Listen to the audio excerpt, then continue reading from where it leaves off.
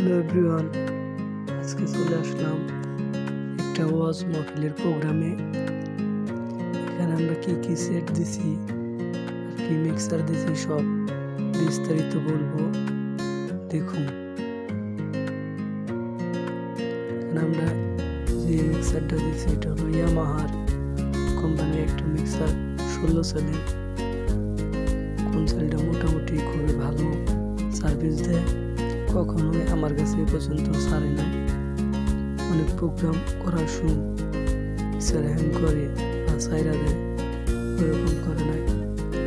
আর আমরা মনিটরের জন্য ব্যবহার করছি আহুজা কোম্পানির 120, আর যেটা আউট ব্যবহার করছি পিওনো সেট 250 ওয়াটের। বক্সের জন্য এমপ্লিফায়ার 800, আর স্টেবিলাইজার এটা 3 কেবি।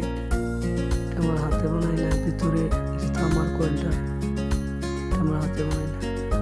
আর যে বক্সটা দিয়েছে এটা RC50T+, অসাধারণ একটা বক্স।